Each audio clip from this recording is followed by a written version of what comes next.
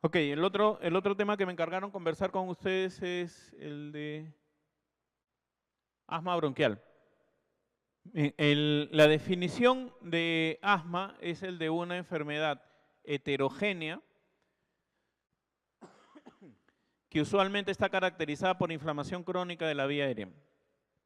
Este concepto de heterogeneidad es súper importante porque ustedes van a encontrar pacientes que tienen diferentes parámetros de presentación, de diagnóstico y de tratamiento hoy, que hace que el asma ya no sea la clásica enfermedad donde tratábamos a todos los pacientes igual.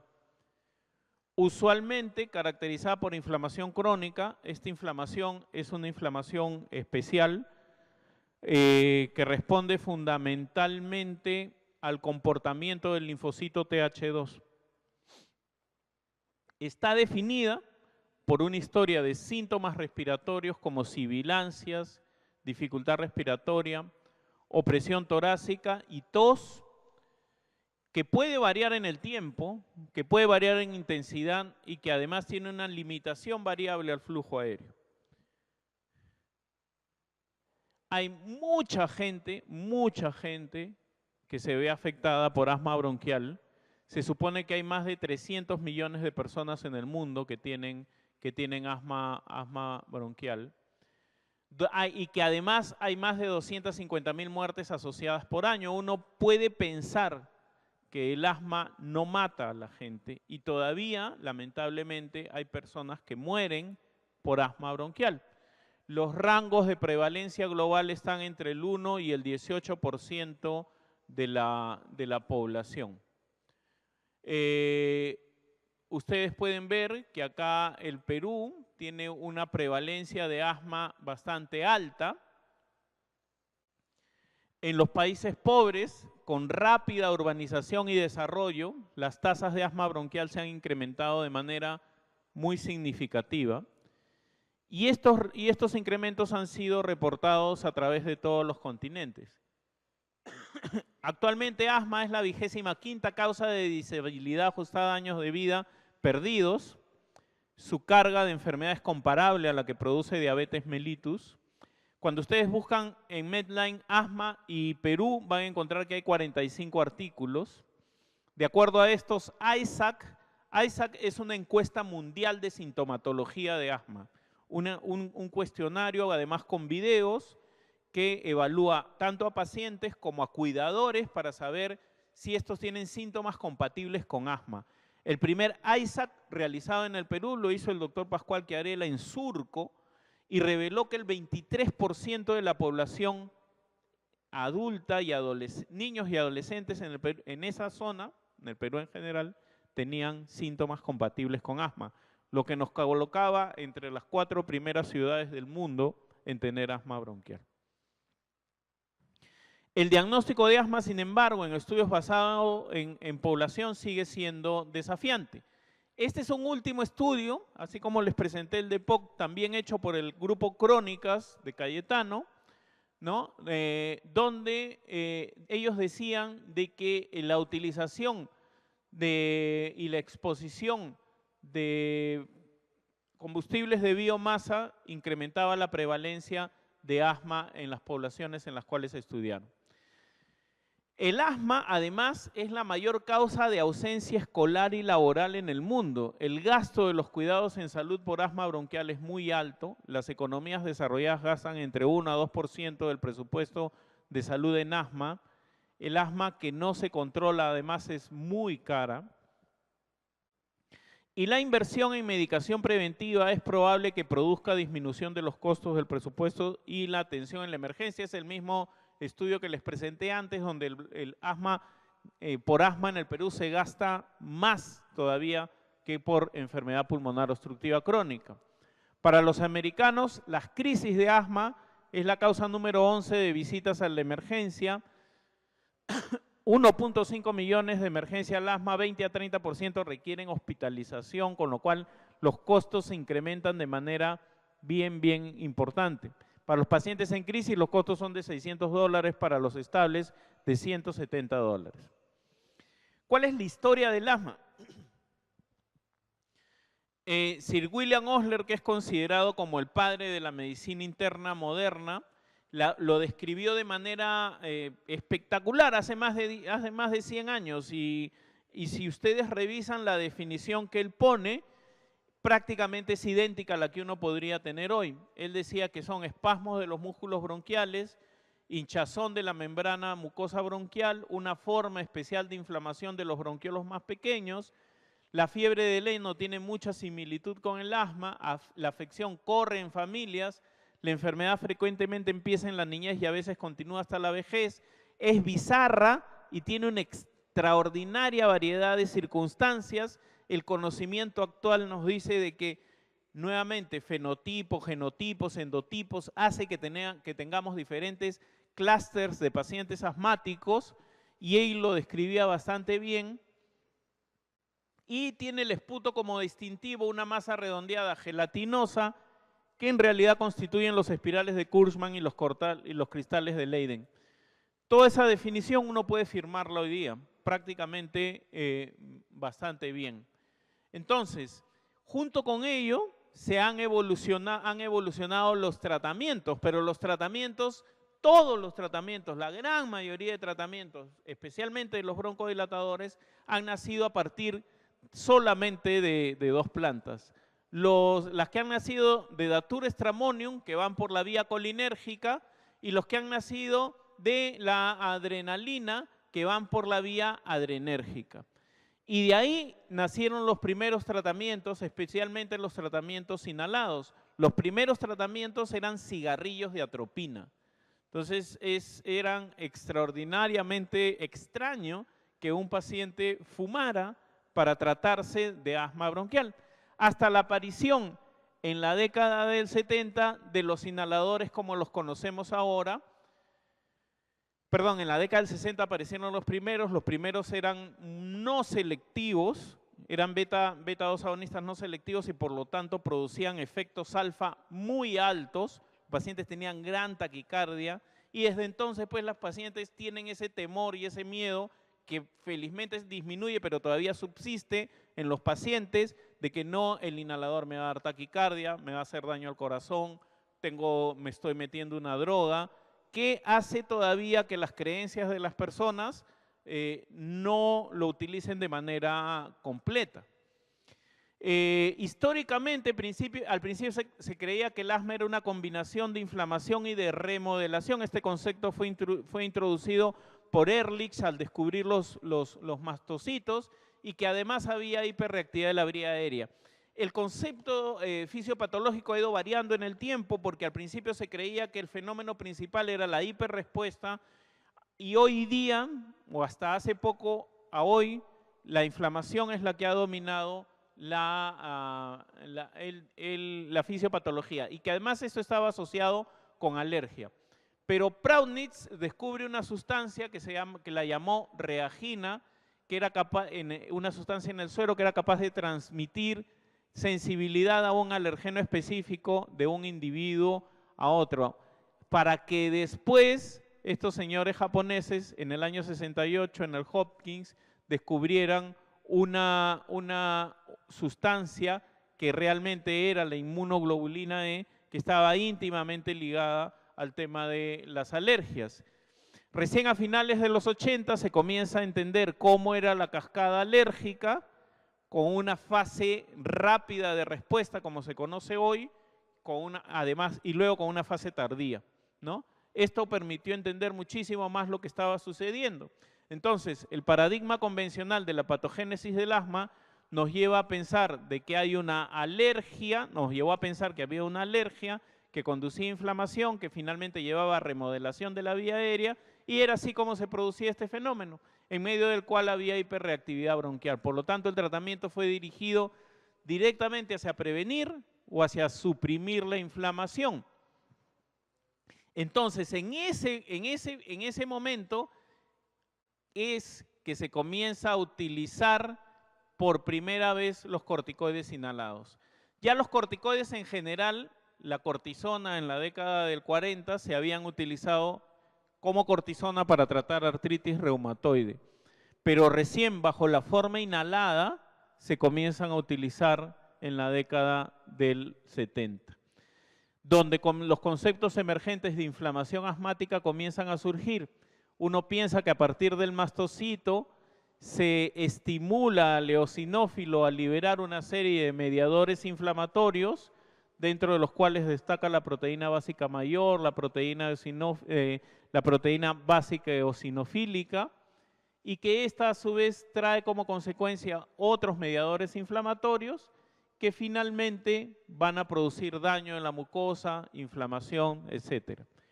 Hoy día se considera de que la célula pivot de la inflamación y la causante de la gran mayoría de disturbios inflamatorios que van a conducir a que el bronquio se cierre finalmente es la célula TH2. Y a partir de esta se ha creado una nueva aproximación terapéutica dirigida a la activación de células T y a las citoquinas.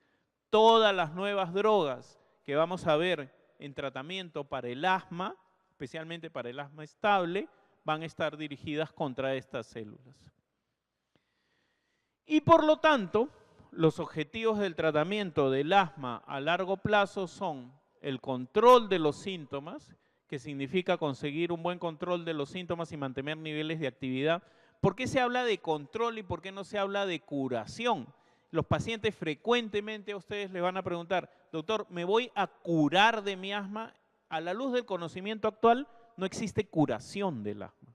Pero mi abuelita tenía asma cuando era chiquita y después se curó, porque yo tenía una tía que vivía acá en el Rímac y tenía asma todas las semanas, se fue a vivir a Ica y le cazaban una lechuza y le hacían caldo de lechuza, entonces el caldo de lechuza la curó. ¿Qué es lo que pasa, entre comillas? Lo que pasa es de que los pacientes tienen sensibilidad diferente a determinados alergenos que hacen de que finalmente se produzca activación de la cascada inflamatoria. Eso es muy variable en el tiempo y es muy variable de paciente a paciente. La condición asmática los pacientes siempre la van a tener. Probablemente la severidad varía en el tiempo, probablemente su exposición a alergenos varía en el tiempo, pero nuevamente a la luz del conocimiento actual el asma no tiene cura y lo que podemos hacer es controlar los síntomas de tal manera de que los pacientes tengan una vida absolutamente normal, la única diferencia es que van a tener que usar medicación, y reducción del riesgo, que significa tener menos exacerbaciones y evitar los efectos adversos de la medicación. Igual que lo que sucede en enfermedad pulmonar obstructiva crónica, los pacientes asmáticos tienen dentro de su estabilidad crisis o exacerbaciones. A diferencia de lo que sucede en la enfermedad pulmonar obstructiva crónica, las crisis generalmente no son desencadenadas por procesos infecciosos, excepto por procesos infecciosos de tipo viral, como flu, por ejemplo. Generalmente las exacerbaciones son producidas por falta de medicación, infecciones virales, exposición a alergenos, que finalmente conducen a que los síntomas se incrementen. ¿Cuáles son los factores de riesgo para una exacerbación? Pacientes que han tenido crisis previas, que no tienen control de la enfermedad, que tienen un bajo volumen expiratorio fijo, que tienen una técnica incorrecta de inhalación o pobre adherencia, o consumen tabaco, o son obesos, están gestando o tienen eosinofilia. El tratamiento del asma bronquial, especialmente de los pacientes que tienen sintomatología persistente, tiene dos partes. Tiene una parte de control y tiene una parte de alivio. La piedra angular del tratamiento del asma hoy día son los corticoides inhalados. Contrariamente a lo que también piensan las personas, el paso del corticoide a nivel de la sangre es muy rápido, su metabolismo hepático es muy rápido, su nivel de absorción es bajo, por lo tanto, los efectos adversos clásicos de los corticoides, especialmente los corticoides de depósito, disminuyen de manera importante. La terapia controladora es a base de corticoides inhalados y la terapia aliviadora es a base de broncodilatadores, pero broncodilatadores de acción corta. Entonces, ¿cuándo debo iniciar un tratamiento controlador a un paciente? ¿Cuándo le debo decir ya no es suficiente que utilices solamente tu broncodilatador cuando tienes tos o te silba el pecho? cuándo debo darle un tratamiento controlador. Cuando tiene síntomas más de 2 veces al mes, cuando se despierta más de una vez al mes, cuando hay cualquier síntoma que sea un factor de riesgo para una exacerbación, o cuando el paciente tiene una exacerbación aguda, un momento agudo, y yo lo conozco en ese momento, tengo que darle corticoides orales e iniciarle un tratamiento controlador. Y para eso debo ir en pasos escalonados hacia arriba o hacia abajo, dependiendo de cómo esté. Yo debo empezar solamente con un broncodilatador a demanda cuando el paciente está mal, es decir, por ejemplo, le debo dar salbutamol cada vez que tienes tos exigente, te silba el pecho, te falta el aire. Si no lo logro controlar, comienzo a darle corticoides inhalados a bajas dosis. Si no lo logro controlar, aumento las dosis de los corticoides inhalados. Si no lo logro controlar, le añado a ese corticoide inhalado un broncodilatador de acción prolongada. Si no lo logro controlar, le añado un nuevo inhalador de acción prolongada, pero ya un anticolinérgico. Si no lo logro controlar, le doy un biológico, que es un antiinmunoglobulina E, que puede ser hoy día omalizumab o mepolizumab. Es decir, tengo un tratamiento escalonado hasta el final. También podría utilizar en la parte final corticoides orales o parenterales, pero el problema es que los efectos adversos de este medicamento van a ser muy fuertes sobre los pacientes. ¿Cuándo debo escalar la terapia? Cuando los síntomas del paciente sean la mayoría de días, cuando el paciente se despierta, ¿no? Dice, doctor, yo tengo tos que me despierta y me silba el pecho en la noche, que me obliga a utilizar mi inhalador. Y cuando el paciente pierde el control de la enfermedad. Hay una diferencia entre control y severidad. Las clasificaciones anteriores del asma estaban basadas en severidad. Hoy día están basadas en control. Ustedes tienen a pacientes que están controlados, no controlados o están medianamente controlados. Los pacientes controlados prácticamente ustedes pueden desescalar la medicación. En los que no están controlados tienen que escalarla. ¿Por qué ha cambiado? Porque la severidad es inconstante y lo que yo les hablaba de pacientes que antes no tenían muchos síntomas y hoy día no lo tienen, es cuando les estaba hablando de severidad y eso ha variado mucho en el tiempo. Tanto la severidad como el control incluyen dos temas. El daño actual, que es frecuencia e intensidad de los síntomas, y limitación funcional respiratoria y el riesgo futuro, la probabilidad de exacerbaciones, la disminución progresiva de la función pulmonar, el riesgo de efectos adversos por medicamentos y finalmente remodelación, que es el hecho de que los pacientes están inflamados crónicamente y su vía aérea cada vez se va estrechando más porque la musculatura se remodela. Esta es la terapia inhalada inicial, lo que les hablaba de los cigarrillos para el asma, los cigarrillos de atropina que eran los más antiguos y que hoy han cambiado. Hay algunos antimuscarínicos en el tratamiento de asma, como el bromuro de tiotropio, por ejemplo, y esta es la amplia variedad que tienen ustedes hoy en día de diferentes dispositivos inhalados que se pueden utilizar tanto en asma como enfermedad pulmonar obstructiva crónica y que necesitamos conocer sobre su uso porque somos nosotros quienes les vamos a enseñar a los pacientes. Entonces, recuerden, tenemos inflamación de la vía aérea que es consecuencia de predisposición genética o de exposición medioambiental, hiperreactividad bronquial, limitación al flujo aéreo y la presencia de síntomas de asma. Los corticoides inhalados actúan a nivel del receptor glucocorticoide, van a reducir la expresión del gen inflamatorio para atenuar la inflamación de la vía aérea. Son, nuevamente, la piedra angular del tratamiento del asma y hay que considerarlos así. Hay un montón de estudios que demuestran, por ejemplo, que budesonida inhalada es muy útil para mejorar la función respiratoria. Esto es válido también en niños como en adultos.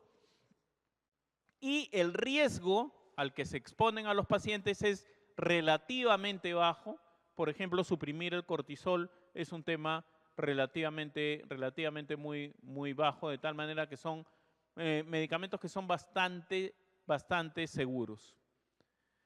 Hay que tener en cuenta que la terapia esteroide es de elección, que la dosis de mantenimiento puede ser muy pequeña y que puede combinarse en diversas situaciones clínicas con un esteroide tópico y que esto es válido tanto en adultos como en ancianos. La disponibilidad en el pulmón es muy alta, el metabolismo hepático es muy bajo, de tal manera que los efectos sistémicos van a ser bien pobres. Esta es la lista de corticoides inhalados que existen. No todos están disponibles acá en el Perú. Por ejemplo, ciclesonida ya no hay en el Perú. Triancinolona ya no hay en el Perú. Las otras sí las tenemos.